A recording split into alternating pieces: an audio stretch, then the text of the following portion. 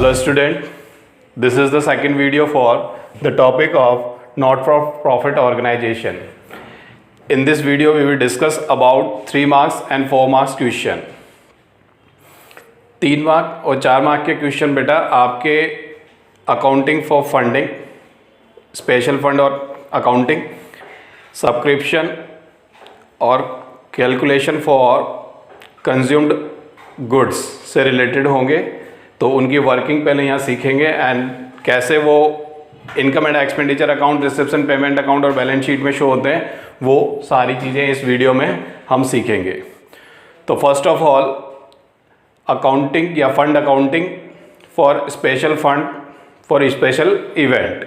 Now this is fund accounting. First of all specific fund which is given in a question, add income related to the fund. For example tournament fund है तो tournament से जितने भी आपकी income generate होगी वो सब आपको ऐड करनी है इस फंड में, ठीक है। First of all interest accrued, अगर आपने टूर्नामेंट फंड को कहीं इन्वेस्ट किया हुआ है तो इन्वेस्ट से आपको क्या मिलेगा, इंटरेस्ट मिलेगा, तो वो इंटरेस्ट अक्रूड आएगा। रिसीव्ड नहीं बोल रहा मैं, क्या बोल रहा हूँ, इंटरेस्ट अक्रूड आएगा। उसके बाद आपको टूर्नामेंट के लिए अगर कोई डोनेशन वोनेशन मिलता है, इस फंड के लिए कोई डोनेशन मिलता है तो डोनेशन ऐड कर देंगे। टूर्नामेंट के सेल ऑफ टिकट हुए तो वो आप ऐड कर देंगे। ऐसी कोई भी इनकम जो इस फंड से रिलेटेड है, इस इवेंट से रिलेटेड है, उन सबको आप ऐड कर देंगे। उसके बाद में एक्सपेंसेस रिलेटेड टूर्नामेंट से रिलेटेड जितने भी एक्सपेंसेस हैं, जैसे प्राइजेस अवार्डेड कर रहे हैं, एक्सपेंसेस फॉर अगर कोई आपने स्टेडियम, ग्राउंड, प्ले ग्राउंड, कोई भी व्हाटएवर आपने रेंट पे लिया तो उसका रेंट, ठीक है, रिफ्रेशमेंट टू द प्लेयर्स, इस तरह के कोई भी एक्सपेंसेस हैं वो आप यहाँ पे लेस करेंगे। ऑनरम ऑफ ऑफिशियल्स, टूर्नामेंट में रेफरीज आते हैं, ऑफिशियल्स आते हैं, तो उन सबको भी कुछ ऑनरम आप देंगे। उनको कोई किसी भी तरह की कोई भी अवार्ड उनको देते हैं तो वो यहाँ पे लेस हो जाएगा। इन टोटल ऐड में ये ऐड होके आ गया, ये लेस कर देंगे। अगर पॉजिटिव आंसर आया तो it is shown in balance sheet liability side. अगर पॉजिटिव आंसर आता है it is shown in balance sheet liability side. अगर नेगेटिव आता है तो debit side of income and expenditure account में ये अकाउंटेड होगा। Is that clear? And question for fund accounting at your screen now. Balance sheet as on 31st March 2019. Fund is related to the liability side, sports fund, and there 5 lakh is given in a question, ठीक है। And investment is also given in a question. Investment is assets, that is 5 lakh rupees. That is the interest received. This is given in a question. This is the calculation for interest. Interest of 5 lakh at the rate of 10% is 50,000. Received 37,500, then accrued interest is 12,500. It is also added accrued interest 12,500. Now the donation for the sports fund it is given in a question, is also added. The total fund now is 6,70,000. Now the less of expenses. Expenses is given in a question. Sports prize awarded 1 lakh rupees. Then fund is 5,70,000. Again our expenses on sports event is 15,000. The net amount is positive, so it is shown in liability side 5,55,000. Sports investment is assets and accrued interest is also assets. It is shown in asset side. Now next topic is subscription. Subscription is the main income of NPOs. It is revenue in nature. Calculation of subscription is most important calculation for NPOs accounting financial in financial statement. Is that clear? ये जो calculation है for subscription, ये 3 marks के question में भी, 4 marks के question में भी, और 6 मार्क्स का जो आपका बड़ा क्वेश्चन आएगा, मेजर क्वेश्चन आएगा, उसमें भी ये कैलकुलेशन आपके आएगी ही आएगी। So now is very important calculation for you. Now that is the calculation for subscription for income and expenditure. First of all subscription received, you are right here.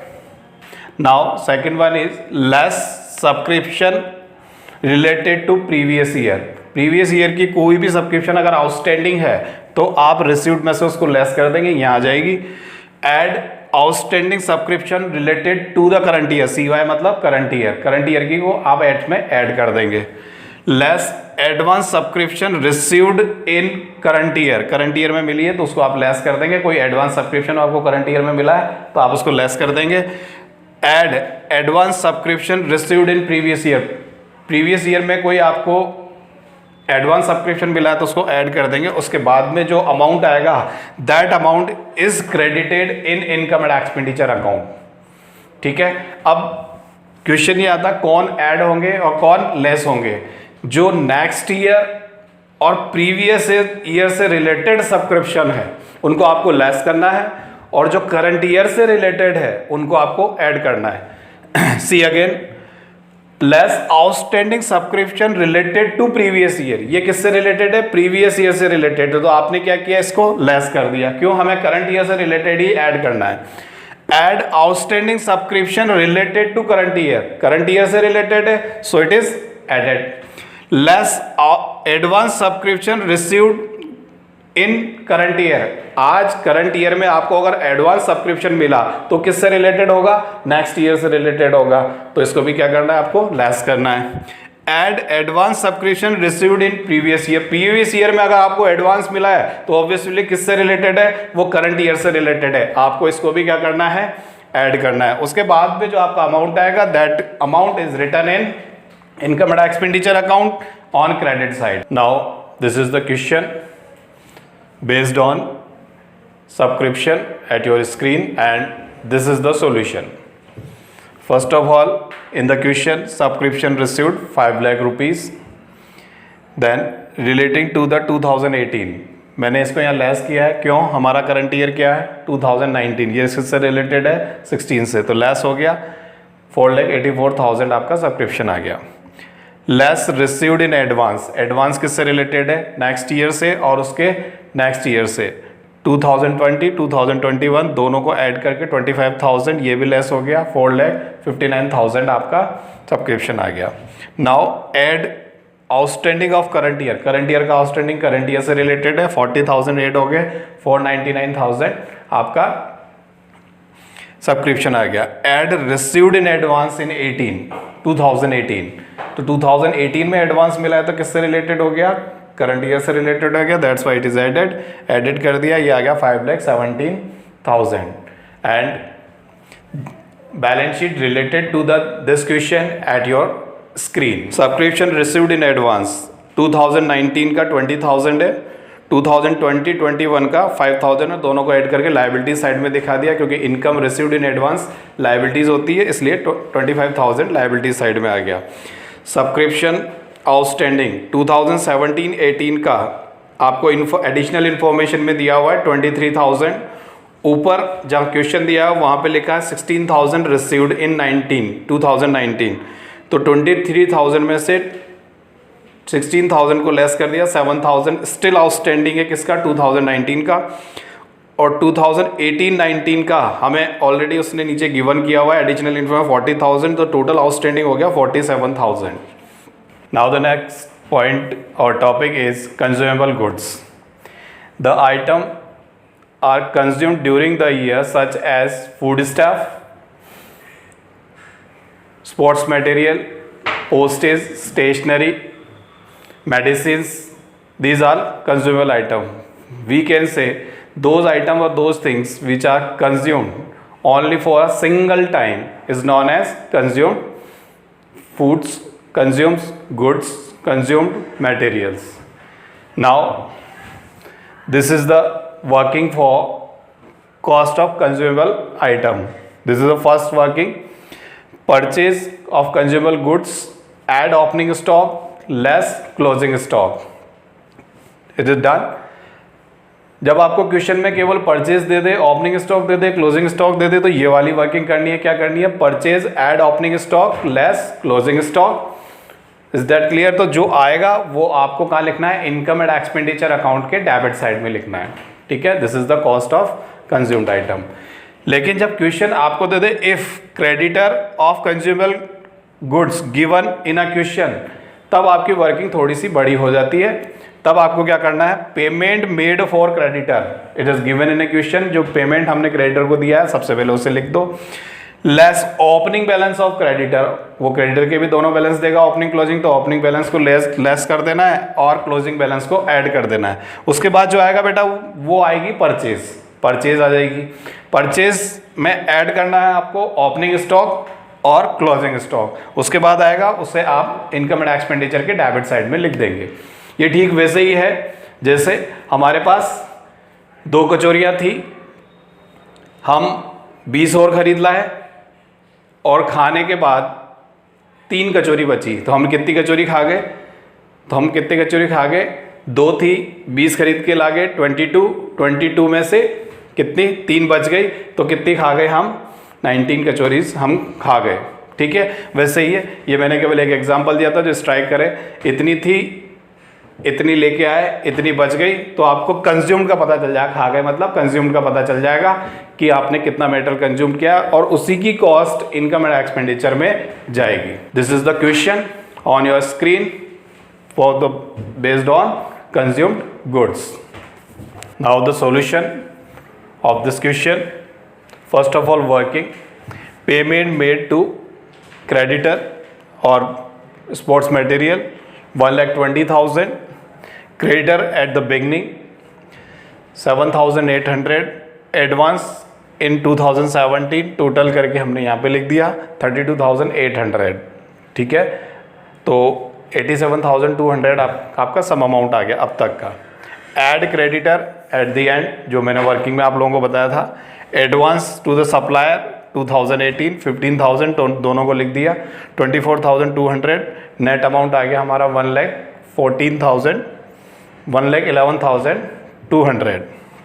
Now हमको add करना है stock at the beginning, opening stock को add कर दिया 22,200, stock at the and less कर दिया 5,800, the net amount for the income and expenditure is 1,78,000 which is return here.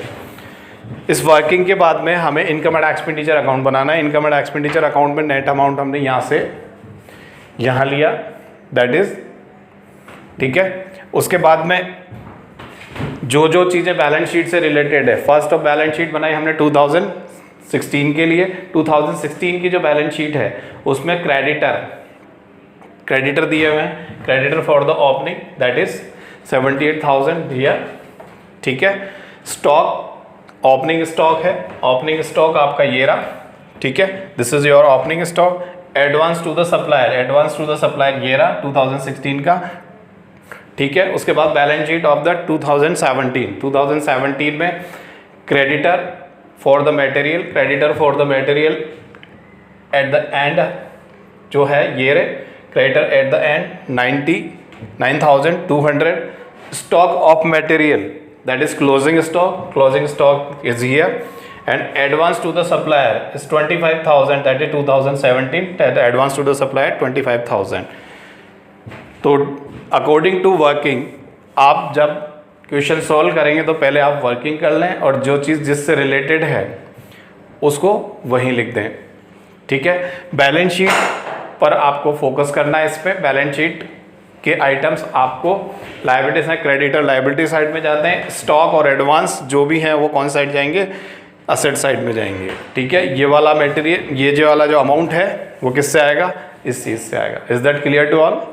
Now कुछ question, जब बड़े क्वेश्चन आता है, एक मेजर जब क्वेश्चन आता है तो उसमें एक्सपेंसेस के साथ में outstanding, prepaid, outstanding of current year, outstanding of previous year, prepaid for current year, prepaid for last year, ऐसे कुछ एडजस्टमेंट देता है। और जो मेरा एक्सपीरियंस है उसमें बच्चा क्या हो जाता है, कंफ्यूज हो जाता है। तो उस चीज़ को मैंने एक प्लेटफॉर्म पे लेके आया और सारी चीज़ों को एक साथ में क्लियर कर रहा हूँ। सबसे पहले आपको क्वेश्चन इन्फॉर्मेशन देगा काई की, एक्सपेंसेस पेड, उसको यहाँ लिखेंगे आप। उसके बाद आउटस्टैंडिंग जो एक्सपेंसेस है उसका आउटस्टैंडिंग फॉर करंट ईयर के आउटस्टैंडिंग को आपको ऐड करना है। लॉजिक वही है, जो करंट ईयर से रिलेटेड हो ऐड होगा। आउटस्टैंडिंग फॉर करंट ईयर यहाँ पे आ गया, ऐड हो गया। आउटस्टैंडिंग ऑफ प्रीवियस ईयर की आउटस्टैंडिंग है, प्रीवियस ईयर से रिलेटेड है, लेस हो गई, यहाँ आ गई, लेस होने के बाद ये आ गया।